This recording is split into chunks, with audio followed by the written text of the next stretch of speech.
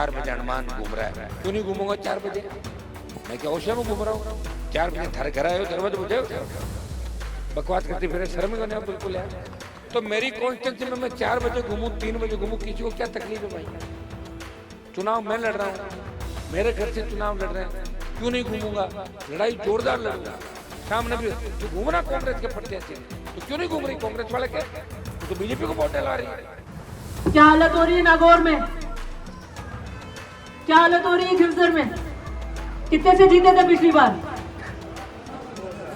1800 2000 से जीते थे कि दिव्या को मैंने जिता दिया, दिव्या को अब की बार मैं हरा दूंगा और ओसिया में हरा दूंगा। क्यों भाई, मैं समाज की बेटी नहीं हूं? मेरे दादाजी ने जिंदगी खपाई अपनी लोगों के विकास करने के लिए।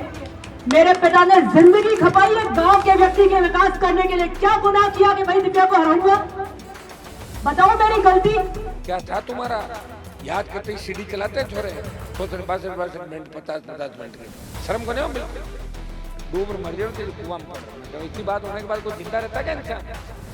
मेरे पापा जी ने पॉलिटिकल कहीं गए? तेरे पापा जी पॉलिटिकल, दादाजी कहीं गए थे? दादाजी क्या मुझे कुएं में डूबकर मर जाना चाहिए? मेरा क्या गुनाह है?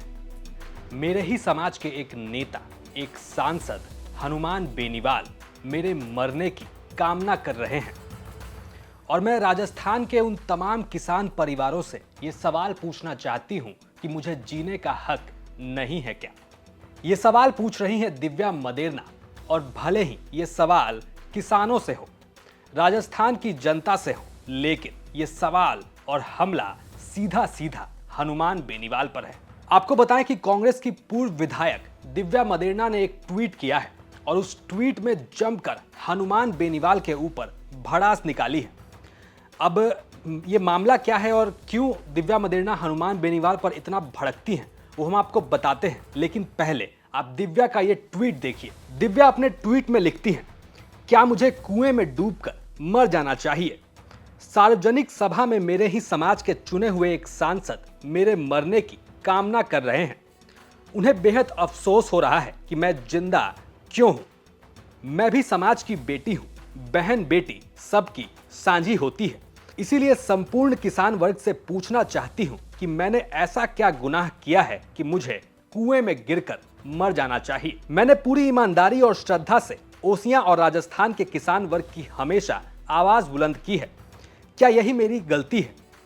विकट पारिवारिक परिस्थिति में भी मैंने हार नहीं मानी और मैं घर नहीं बैठी। मैंने मेहनत की और जनता से संवाद और जुड़ाव रखा और कारवां बनता चला गया। मैंने संघर्ष किया और यह संदेश देने की कोशिश की कि किसान वर्ग की बेटियां भी बखूबी राजनीतिक लड़ाई लड़ सकती हैं। मैं राजस्थान के हर किसान से पूछना चाहती हूं कि क्या मुझे मर जाना चाहिए? क्या हालत हो रही है नागौर में? क्या हालत हो रही है खिवसर में? कितने से जीते थे पिछली बार? 1800 2000 से जीते थे कि दिव्या को मैंने जिता दिया, दिव्या को अब की बार मैं हरा दूंगा और ओसिया में हरा दूंगा। क्यों भाई, मैं समाज की बेटी नहीं हूं? मेरे दादाजी ने जिंदगी खपाई अपनी लोगों के विकास करने के लिए। मेरे पिता ने जिंदगी खपाई है गांव के व्यक्ति के विकास करने के लिए। क्या गुनाह किया कि भाई दिव्या को हराऊंगा? बताओ मेरी गलती। हम तो चाहते हैं कि किसान कौम के कोई भी व्यक्ति हो तो निकले, बड़े बढ़िया करें। नहीं, दिव्या को हराएंगे, आके ओसिया में मीटिंगें करी, दिव्या को हराएंगे। सारी की सारी थली पट्टी में रिश्तेदारी है, सारे के सारे किसान वर्ग ने कहा सब बिल्कुल वोट नहीं देंगे हमारी बच्ची को। इस तरीके से गालियां निकालती है। वो हमारी बच्ची है, हमारे समाज का गौरव है, अकेली खड़े होकर हमारे लिए लड़ती है। क्या हालत हुई? आज भी हालत टाइट है बुरी तरीके से। रात को 4-4 बजे तक जा रहे हैं, पैर पकड़ रहे हैं लोगों के। मैंने राजनीति स्वाभिमान से करी है, समझौते नहीं किए और नहीं करूंगी। अभी मैंने कहा आंख में रंग रखो, उसूल पक्के, जिगर फौलाद का और तेवर तीखे ही रखूंगी चाहे कुछ भी हो।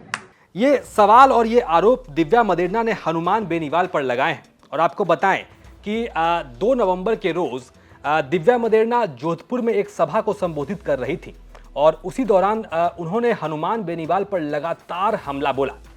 उन्होंने कहा कि जिन लोगों ने मुझे हराया हालांकि दिव्या ने हनुमान का नाम तो नहीं लिया। दिव्या मदेरणा ने बार बार यही कहा कि जिन लोगों ने 2023 के विधानसभा चुनाव में मुझे हराने की कोशिश की, आज उनकी हवा टाइट हो गई है। लेकिन समझने वाले समझ रहे हैं कि उनका आरोप डायरेक्ट सीधा सीधा हनुमान बेनीवाल के ऊपर ही है। उन्होंने कहा था कि लोग मेरे पीछे पड़ गए, मुझे हराने के लिए साजिशें की गई और ओसियां से मुझे हराया गया, लेकिन आज उन्हीं की हालत टाइट है। अब जाहिर है दिव्या मदेरणा अगर हमला करें तो हनुमान बेनीवाल कहां चुप रहने वाले हैं। इसके जवाब में हनुमान बेनीवाल ने भी दिव्या पर तगड़ा हमला बोला और उन्होंने कहा, हम उनका बयान आपको सुनवाएंगे, लेकिन हनुमान बेनीवाल ने कहा कि दिव्या मदेरणा वो हैं जो बीजेपी के लिए वोट मांग रही हैं। वो कहती हैं कि हनुमान बेनीवाल प्रचार कर रहे हैं, 4 बजे सुबह उठकर लोगों के घर जा रहे हैं, उनके पैर छूकर पैर पकड़कर वोट मांग रहे हैं। तो इसी के जवाब में हनुमान बेनीवाल कहते हैं कि भला मैं अपने ही पार्टी के उम्मीदवार के लिए वोट क्यों ना मांगूं, तुम तो बीजेपी के लिए वोट मांगती हो। इसके अलावा बेनीवाल आगे कहते हैं कि पापा और दादाजी की तारीफें करती फिर रही है, उन्होंने किया ही क्या है, मैं तो दुश्मनों की भी मदद करता हूं। महिपाल मदेरणा की बेटी दिव्या को भी मैंने ही बनाया, जो फिरते हुए मेरे लिए कह रही है कि 4 बजे हनुमान घूम रहा है। मैं क्यों नहीं घूमूंगा? क्या मैं ओसियां में घूम रहा हूं? क्या मैं 4 बजे तेरे घर पर आया था, दरवाजा बजाया था? बिना बात मेरे खिलाफ बकवास करती रहती है। मैं तो दुश्मनों ने भी मदद करूं।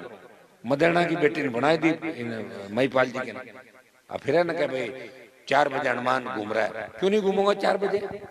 मैं क्या ओसिया में घूम रहा हूँ? 4 बजे थारे घर आए हो, दरवाजा बजाओ, बकवास करती फिर शर्म नहीं हो बिल्कुल यार। तो मेरी कॉन्स्टिट्यूंसी में मैं 4 बजे घूमूं, 3 बजे घूमूं, किसी को क्या तकलीफ है भाई? चुनाव मैं लड़ रहा हूँ, मेरे घर से चुनाव लड़ रहे हैं, क्यों नहीं घूमूंगा? लड़ाई जोरदार लड़ूंगा। सामने भी तू घूमना कांग्रेस के प्रत्याशी, तो क्यों नहीं घूम रही कांग्रेस वाले के? तू तो बीजेपी को वोट डलवा रही है, शर्म नहीं आती? कांग्रेस का आला कमान, भाजपा को वोट, कहाँ जा रहे हो? क्या था तुम्हारा? याद करते ही सीडी चलाते हैं छोरे, 62 मिनट 50 मिनट की, शर्म को नहीं हो बिल्कुल? डूब मर जाओ कुआं में पड़ रहा। मैं कहूँ इतनी बात होने के बाद कोई जिंदा रहता है क्या इंसान? मेरे पापा जी ने पॉलिटिकल कहीं गिरे थारे पापा जी पॉलिटिकल, दादाजी कहीं गिरे थारे दादाजी पानी लेगा ढाणिया का मैं तो दादाजी ने हिलन देख क्या बर्बाद करके छोड़ दिया नागौर जोधपुर को इन लोगों ने। यहाँ नहरें आ जाती तो हमारे बच्चों को इस तरह काम करने के लिए जाना पड़ता कि मद्रास महाराष्ट्र लेबर को काम कर, छोटा भाई बहन पड़ा कहीं आपने कहना बताओ मैं आज कहते 5 लाख रुपए चाहिए ढाणी में, कितना लोगों ने 5 लाख रोकड़ रुपए ला दी बताओ मैं? नहीं है साहब, मैं तो जानता हूँ। और कौन बर्बाद कर दादाजी दोनों पाड़ अट दादाजी वो दादाजी दोनों मिल और रड़क काटने थे। अब सवाल है कि हनुमान बेनीवाल ने ऐसा कहा क्यों उन्होंने दिव्या मदेरणा को डूब के मर जाने की बात कही? तो आपको बताएं कि हनुमान बेनीवाल उसी कांड को याद कर रहे थे जब महिपाल मदेरणा दिव्या मदेरणा के पिता की भावरी देवी के साथ सीडी वायरल हुई थी। आपको बताएं कि इसी कांड का जिक्र करते हुए हनुमान बेनीवाल ने कहा कि अब तुम क्यों प्रचार करती हो, तुम तो मुंह दिखाने के भी लायक नहीं हो। जब भी तुम्हारी बात होती है तो लौंडे 50-50 मिनट के 60-60 मिनट के वो सीडी निकालकर देखने लगते हैं। और हनुमान, आपको बताएं कि हनुमान बेनीवाल उसी सीडी कांड की जिक्र करते हुए दिव्या मदेरणा पर हमला कर रहे थे। इसके अलावा हनुमान बेनीवाल ने कहा कि महिपाल मदेरणा और परसराम मदेरणा, जो कि दिव्या मदेरणा के दादा थे, उन्होंने ओसियां और जोधपुर के लिए किया ही क्या है? इन जैसे लोगों ने क्या किया है जोधपुर के लिए? आज तक ठीक से वहाँ न पानी आई है, न बिजली आई है, और जोधपुर के एक भी गांव और ढाणी का विकास नहीं कर पाए। और ये लोग हम पर आरोप लगाते हैं। मैं भला अपने ही प्रत्याशी के लिए प्रचार क्यों ना करूं? दिव्या मदेरणा तो खुद ये ऐसा हनुमान बेनीवाल का आरोप है कि दिव्या मदेरणा तो बीजेपी के प्रत्याशी के लिए प्रचार करती है, बीजेपी वालों की मदद करती है, और वो हमसे कह रही है कि तुम 4 बजे उठकर वोट क्यों मांगते हो। तो कुल मिलाकर दिव्या के बयान और उनके ट्वीट के बाद हनुमान बेनीवाल ने सीधा सीधा उनसे कह सकते हैं कि दुश्मनी एक बार फिर मोल ले ली है। और चुनाव के बीच एक बार फिर से हनुमान बेनीवाल वर्सेस दिव्या मदेरणा की लड़ाई हमें देखने को मिल रही है। अब देखना होगा कि ये लड़ाई आगे क्या मोड़ लेती है और खींवसर और जोधपुर में आगे की सियासी घटना कैसे आगे बढ़ती है। आप देख रहे थे राजस्थान तक।